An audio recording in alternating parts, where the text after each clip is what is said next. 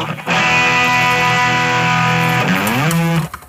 everyone, welcome to Potluck Food Talks. I'm here with my man Phil, and today we're going to talk about restaurant guides. Restaurant guides, the bane of so many chefs' existence. Yeah, it's funny because there is like this myth you will see in movies like Ratatouille that fancy restaurants are always expecting for the inspector to come and rate them, and perhaps in some other culinary movies. But I almost never were in places that had like that feeling. What about you?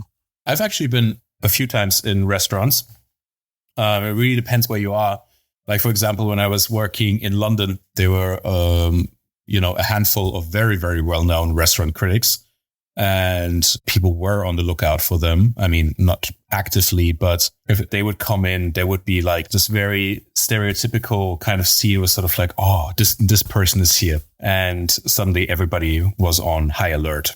Yeah, I had that experience even in places where we work together at some point. Yeah, this is the Michelin inspector, even though he's supposed to be anonymous. But for some reason, you would get that info and that table had to be very, very perfect. There's also the other side where people think it's a Michelin inspector, right? I've had that a few times where it's sort of like, oh, I think table so-and-so is Michelin.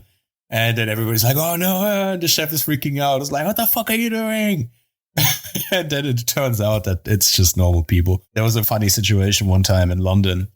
There's this very famous food blogger who was very well known in the restaurant scene there. He's an Asian guy. And so one time in a restaurant, we were kind of looking outside and one of the chefs was sort of like, oh, I think that's such and such. And the chef was like, oh, really? Oh, fuck. Yeah. Small restaurant, And then at some point, like one of the waiters went there and came back and was like, it's not him. It's just a random guy. And the head chef was sort of like, you're such a fucking racist. Just because that guy is Asian, you think it's this food blogger. No, I had a similar situation. I was in this restaurant and there was a VIP coming, like the blah, blah, blah from blah, blah, blah. So a super important person. So the waiter went direct to him, talked to him all the time. He was serving him wines, recommending, talking, being funny, telling jokes, blah, blah, blah. And then the owner of the restaurant comes and asks, like, how did you treat this guy? I was super nice. Look, he's very happy. And the owner goes like, that's not him. It's the table next to him. And the guy comes and they ask him, like, how was everything? Like, the food was a little bit short, but okay, Oh, man. And the other guy, of course, was like, wow. Like, he's like, wow, this is the best restaurant ever. They treat me so well.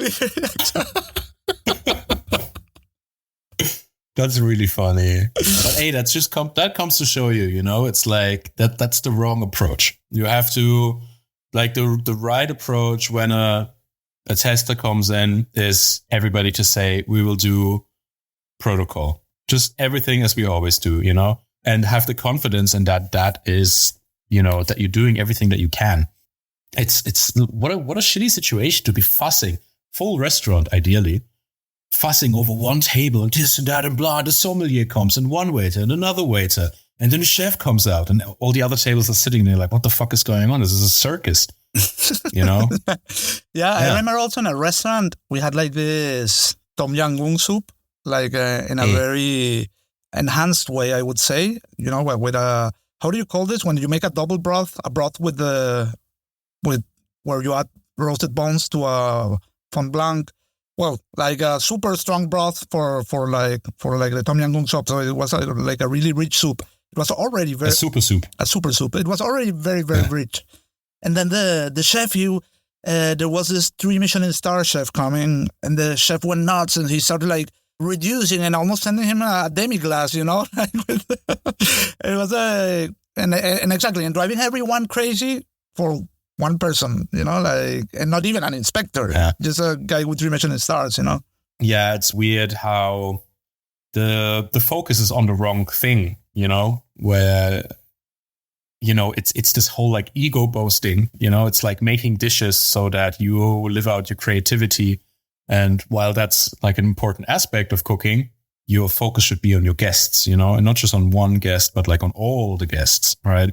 And I feel like that's where a lot of Michelin star restaurants especially fall really short, because sure, you're not supposed to get swayed by all sorts of criticism. Like, I mean, like for example, a random Yelp review, but you should listen to it. And if you have, and you should strive for everybody being satisfied, not for yourself to be satisfied with yourself. That also, yeah. But, it's your guests should be the number one priority. But also, like, going back, and we're going kind of off topic if we're talking about restaurant guides, but I have this other story where it was like this super top restaurant, and I was like like an apprentice, and at some point they say, okay, it's confirmed, table 6 is Alain Ducasse. And that day I was the chef de partie. It was his day off, so I was in charge of the station. So the chef, the executive chef, calls me to his office, and everything is full of books, and the guy's there, and he's like, do not fuck up, basically. You get the opportunity to do this here, and there aren't any restaurants in the world where you can do this at this level, so you better not fuck up.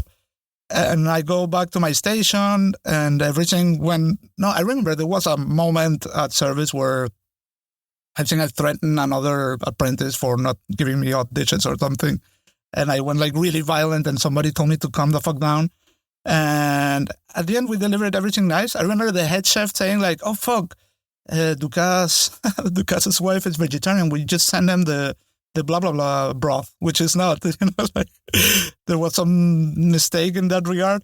And at the end, everybody was cleaning. And then there was this random bearded guy walking around. And suddenly I realized it was Ducasse. And nobody realized he was inside the kitchen after everybody was so crazy. And he just left. Yeah. And that was it, man. Yeah, it was a funny story.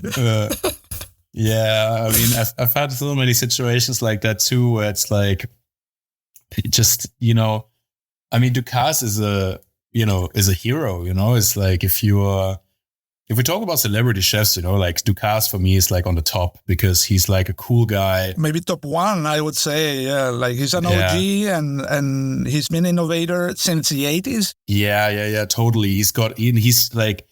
He's been developing further and further, like he's stayed with the times. He's always been influential still today. And he's like a nice guy. Yeah. He's super supportive of other chefs. He goes out to eat all the time, especially in Paris, like goes to like small restaurants run by young guns up and coming. He's an OG. And he is, by the way, one of the most Michelin awarded chefs in the world. I think he's number 4 or 5. I don't know. But he has like a lot of Michelin stars. He has an empire. So what are your thoughts on the Michelin Guide? Do you think it's important? Do you think it's bullshit? Half-half? Half-half, yeah. So I mean, when I started cooking, probably very similar to you, I wanted to go into Michelin straight away. And I did, right? Because, that was like over 15 years ago. So at that time, still, Michelin was a standard of this is good, right? This is the top. It's not true today anymore, I think. Michelin for me is like I don't hate Michelin, but Michelin is not like for me the thing to strive for. For me, Michelin encapsulates a certain direction of cooking, right? I wouldn't say a certain style because that would be too specific, but a certain direction. Michelin, what I like about Michelin is that even though restaurants of many different styles have Michelin stars, I don't even want to go into like the hawker stalls or stuff because that's a whole nother thing. But like in Europe, in sort of like that sort of cooking, you know, if you're going to a Michelin star restaurant, you're going to a certain direction. It's going to be tasting menu. There's certain parameters. And I like that about that compared to other food guides where I feel like sometimes things get compared that are just uncomparable.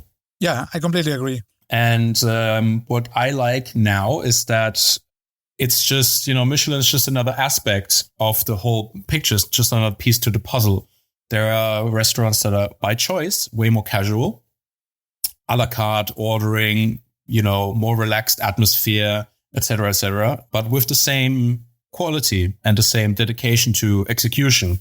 And it's really opened up the gastronomic world so that you can say, okay, if I want a Michelin star experience, I go to a Michelin star restaurant, but I can have a meal that's just as good, different setting, different style, in a different restaurant that doesn't have a Michelin star. And so I don't particularly love Michelin. I like Michelin, but it's not like the thing, right?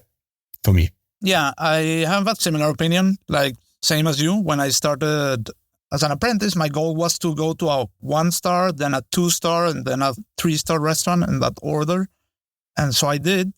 I learned a lot. I was really interested, and I think that's perfectly fine. And knowing who these chefs were and what their work are, and knowing their books and their work. And I think it's a good reference. I think if you're at culinary school, it's super interesting to see the work of these people because they apply techniques in ways that you probably haven't thought of. But then I realized that going to a Michelin star restaurant is like going to the theater or going to an opera or something like that. It's a special occasion. I think people that go to Michelin stars 4 times a week because they're rich are just idiots. Like why would you do that? Doesn't make sense to me in that case. Yeah. In my opinion, I have never been in a 3 Michelin star place eating. I've been there working, and I probably wouldn't go there to eat unless they invite me, because I prefer going to 1-star restaurants for the same price instead of a 3-star restaurant. I think the difference is not that huge. I think a 1-star restaurant delivers excellent food, and a lot of people don't know that a 1-star restaurant is already like a lifetime achievement. Something very, very hard to get. It's something you don't get by chance or because you know someone. It's not like that. Yeah. So in that regard, I think like the standards the parameters are clearly, like people who knows. I've been in places where I predicted we're going to get a star and they got it, or I didn't knew they had a star and they had it, or I thought this could have 2 and they got the second right away, because I know the parameters and I know what to expect because I've been around this world and reading and visiting these places for many years. Then also when I travel, for me, I usually, and especially if it's when I was traveling in Asia, like I don't know anything about the restaurant scene in Kuala Lumpur, and for me, it's more reliable to look like for the non-star places in the Michelin Guide, the cheap eats, that they also have like this section. And I know these places have like also some parameters. Perhaps is it authenticity? Like there was like a Vietnamese place that was in the guide, not a star place, but in the guide. And I know it's going to be like a good traditional Vietnamese place, and it was, like in that case, I think it delivers trust, and that's what I like about it. What I don't like about it is, I don't know, maybe people getting too obsessed about it or showing too much off that they work in Michelin star places or these kind of things. Like, I'm like, like... Yeah, I feel like especially, well, no, I actually don't want to say that. I was just going to say like Americans get really obsessed with it, And I'm really happy that I completely agree. I think you put it very well. I completely agree with you. And I'm very happy that we're moving away from this mania, Also, like, not just like in the perception of customers and guests going to restaurant, but like from chef's point of view. I'm so happy that there's so much more spectrum, I have so many friends that I've come up through my career with that have been in Michelin star restaurants, for like the vast majority of their career. And then at some point decide to step away from that and pursue a different style of cooking, which is not based on so and so many amuse-bouche and tweezers and all those, these are cliches. You definitely don't have to have that for cooking a Michelin star, but it doesn't make it it doesn't make it less good. It's just like a different style. I'm super happy that this is the case now. Yeah. Also something that a lot of people don't know, because even Xander, the producer of the show, he once asked me, why aren't there any Michelin star restaurant here in Mexico? Like, there are super good restaurants. And I'm like, because there is not a guide in Mexico. Like the guide at the beginning was only in France, and the places where the guide exists is the places that get a star. And you just mentioned United States, but United States had not a Michelin guide until 2005, if I'm not wrong. Yeah. Before that, it didn't existed. So all these places like Daniel Boulou and Jean-Georges and Thomas Keller didn't have a star because you would have like what's the name of the American guide? I don't remember. There's like they also have stars, but it's another guide. Like, and it used to be like the most, like the strongest guide in America until Michelin came in. Now it's gone. It's like Encarta. Sucks, man. So recently there were new additions. Brazil is less than 10 years for sure. Yeah. I think Argentina was just last year that they opened a guide in Argentina. I'm not sure about Chile. I could expect if they... Dubai was last year. Exactly. Like they're Asia was after the 2010s. Before that, there was no guide in Asia. Yeah, because it's not easy. It's a huge undertaking, to guide, as in like to make a guide for, a country. It's nuts because, I mean, to rate a restaurant, several people have to go there several times a year and rate it and like get the average, and like they take it very seriously. I mean, you would think they take it very seriously. There's a book I read many years ago. It's called, the French title is something like The Inspector's Seats to the Table. And it's about like a Michelin inspector telling everything. He never mentions the guide, kind of like how we speak about restaurants that we never mention the restaurants. Yeah. But everybody knows who we're talking about.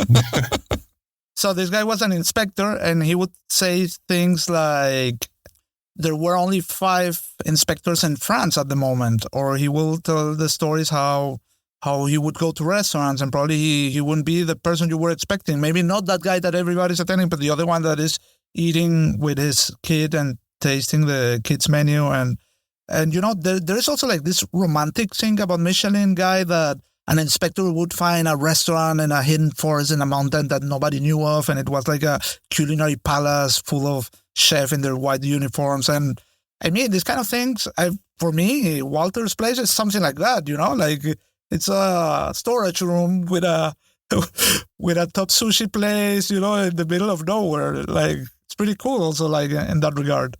Yeah, for sure. What about 50 Best? Before we move on to 50 Best, I want to ask you a question. While on the topic of Michelin, what is your opinion on the green star? To be honest, I don't know like the parameters of it. I know places that have gotten the star. I know places that have gotten the star and are bullshit because I know people that work inside and tell me like this is all a lie. We're not sustainable at all. We're like eco criminals, just saving our asses, and that's my opinion on it. Yeah, the reason I'm asking is because I have the same opinion. While I'm not super hating on Michelin in and of itself, I think the green star's bullshit because from what you hear, it's just greenwashing. Like they don't like the idea is good, but the execution seems to be almost non-existent. I don't know if you saw the rant that Christian Puglisi posted on Instagram at one point. No, on the topic. No idea. Yeah, it's worth watching, and big props to Christian Puglisi for always keeping it real. I'm going to visit, I'm going just for 4 days to Copenhagen, and I booked 2 of his places because they're on the way and the schedule, and I think Beast probably has one of the best pizzas in the world. I also want to write a review about it. Christian Puglisi, one of the coolest chefs in my opinion, especially if you're interested in sustainability and organic restaurants and that sort of stuff. And he posted a video after he got the green star, and he was telling the story of sort of like how it happened. And he was like, I was like somewhere else, and then I got a call sort of like, hey, congratulations, you got the green star. And I was like, okay, cool. And he was like, okay, so then I called the head chef of Relay, which was one of his main restaurants at the time, which is now closed.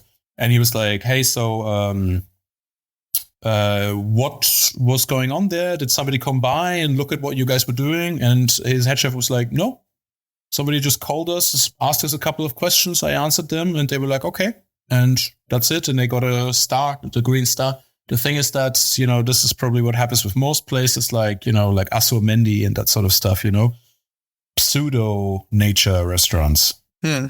And it's just so lazy. And it's like probably most people, they won't question it. They'd be like, hey, great. We got the green star, No, of course. Amazing. Of course. Yeah. I completely agree. But it's, it's like the idea is good. Yeah, like restaurants are going to produce a lot of waste, like especially restaurants at that level. And it's like a problem because the way of dealing with waste is unglamorous, and these restaurants are glamorous. So there is this contradiction, which is a problem. And there goes a lot of chef's ego in the way. So like, I don't know what the solution is.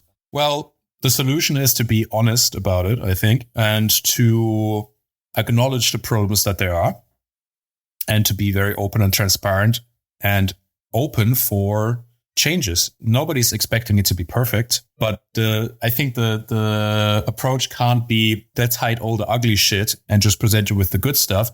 Especially when you talk about sustainability, it's kind of like, well, what are the problems we need to approach? This, what can we do? And it's a process, right? But not just kind of like sweeping it under the carpet and being like, all right, everything's fine. Because there are things like, I don't know, reusing some containers or these kind of things that are unglamorous. They're not pretty. They want to look pretty in the picture that you want to make of your fancy restaurant, Yeah. Just to say a silly example. Yeah, totally. So now, 50 best. No, 50 best. Oh, man. I don't know. I have not looked at a 50 best list in a while because in the beginning, I thought it was all right. Same. And after a while, I was like, what is going on here? And after getting a little bit of a glimpse behind the scenery, as you move from, world famous restaurant to world famous restaurant, you meet people and blah and this and that. You just realize how corrupt it is and how tied to tourism boards in countries and also on a more superficial level. The way to compare restaurants was just like, man, what? For me, Michelin is like the Oscars and 50 Best is like the Rolling Stones 500 Best list, which is completely random. Like you have the Rolling Stones and Britney Spears in the same list, like something like that. I remember like just one of the last times I looked at the list, I have no idea who's number one at the moment. I do not care. I couldn't care less. For me, it's just like a big wank fest of people jerking each other off with being like, who's number one, this, that. And like, I remember Ryugin being like on, spot, I don't know, 30 something. And then I remember like restaurants coming in that were just like, I was like, how is this comparable? Exactly. That's a problem. Like, how can you compare Ryujin with, I don't know, like a super nice grill place, Yeah. In Colombia. And it's like, I'm sure that grill place is amazing, but it's just not comparable, like. You know what I feel about 50 Best is that it's almost comparable to like Instagram chefs. I feel like the more Instagrammable you are and the more marketable you are, the higher you are on the list. And I completely agree, actually, on that one. That's also something interesting because what I mentioned earlier, like in Michelin, this cheap eats section they have, all the restaurants have like super nice pictures. Maybe then you go there and the restaurant, especially in Asia, can be like a kind of trashy place compared to the pictures you saw earlier. But the pictures are all perfect. So I can imagine they operate like Airbnb that sends you the photographer to the place to make the nice pictures. Yeah. And I could expect that from Michelin, but from 50 Best, they expect you to be Instagrammable already. Like it's probably one of the parameters for sure. Yeah, and it's like kind of like what the whole thing is built upon. It's, with this huge award ceremonies and stuff like that. And it's just like, man, I don't know. It's just like somebody once called it the like boys club, the like culinary boys club. And it's like, yeah, you see all the same faces all the time and everybody's just like blowing each other off and just kind of like smoking cigars. Yeah, and it's like, nah, man, I don't need. And having snobby chats. There's so many great restaurants in that list, so many, but I don't know. For me, it has very little to do with what for me is interesting in the culinary world. Yeah. I agree. Like it's, for me, again, it's a reference. If I see a place that isn't in the list, it's like, oh, wow, this place is in the list, but that's it. Naturally, some places come in that recently kind of opened, for example, that I'll be happy about.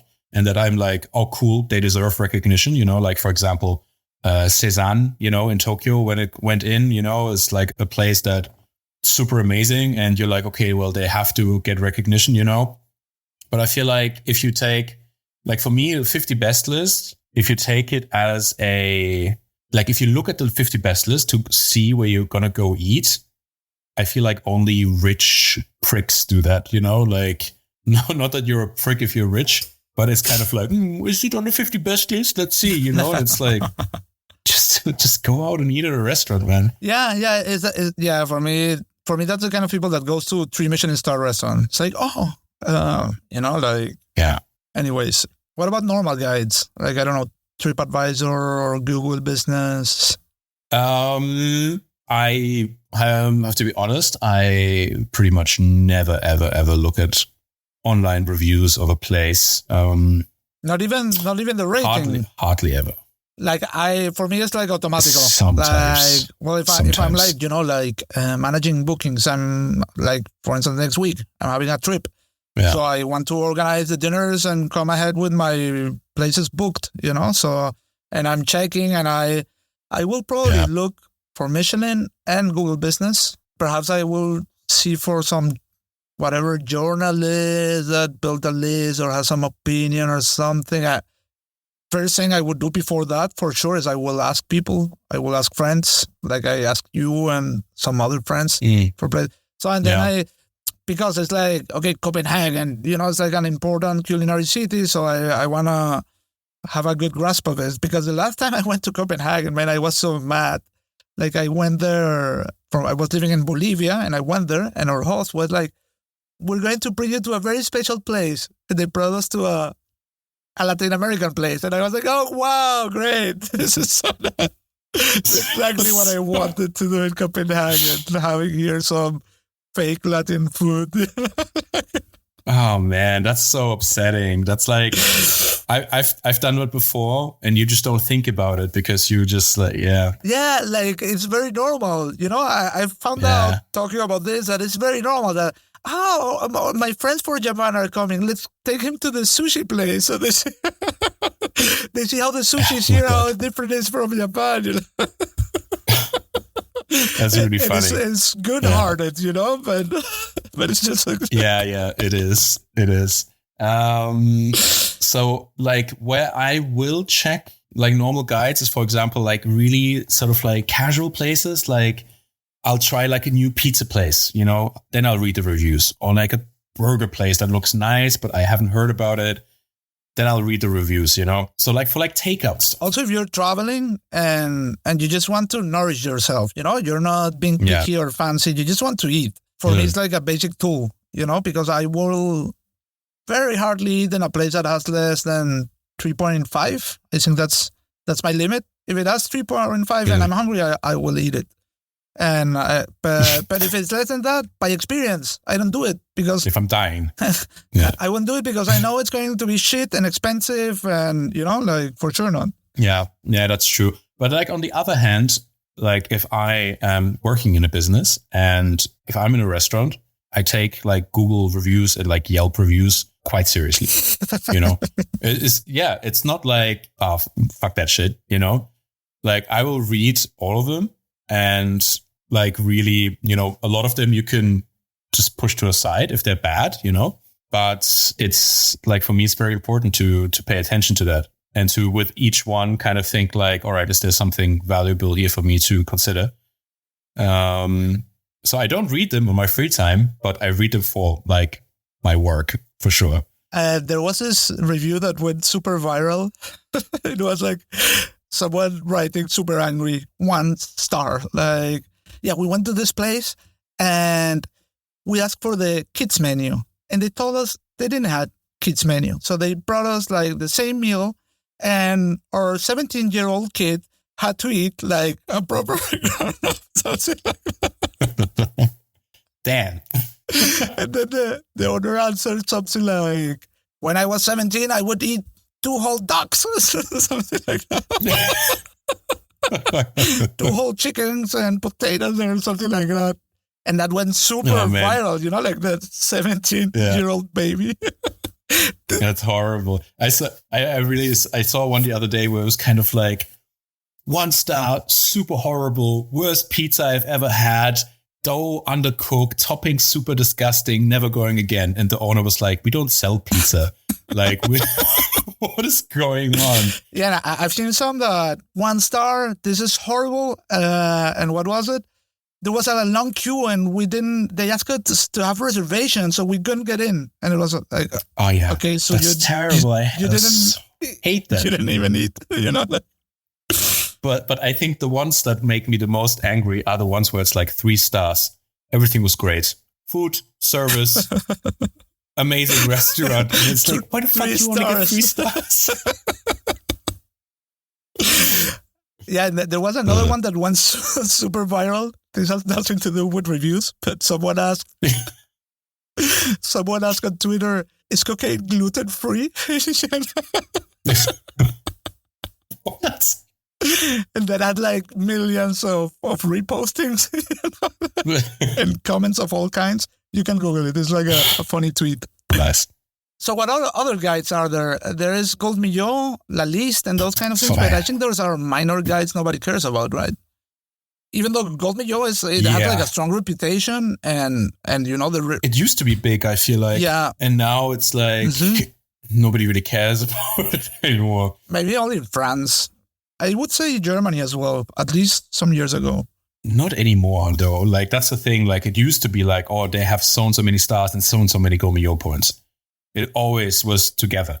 And I don't hear anybody talking about that shit anymore. Well, then there are local guides, all kind of local guides in each country. Like, you have Feinschmecker in Germany, you have Repsol here that, you know, they have their audience, they have their place. Yeah, for sure. There's like small, you know, also like magazine columns, you know, like I think that's quite nice, you know, when there's like food magazines and there's like a small mention of your restaurant, sort of like, yeah, you know, I don't know, you know, for me, that's kind of like, that's much more like, I would rather have that, you know, being mentioned in local magazines, having maybe like a Bib Gourmand, you know, I really like Bib Gourmand. Yeah, could you explain what Bib Gourmand is? So Bib Gourmand is an award that the Michelin Guide gives restaurants for really excellent quality that's not necessarily in a Michelin sort of fine dining setting, but it's like exceptional food for an affordable price point, I think is the criteria. I'd much rather have a Bib Gourmand than a Michelin star, to be honest with you. Yeah, me too, probably. That's it for this week's episode of Potluck Food Talks. If you like what we're doing, make sure to subscribe to the podcast so you never miss an episode. You can also find us on Instagram and TikTok as Potluck Food Talks. The show airs every Monday.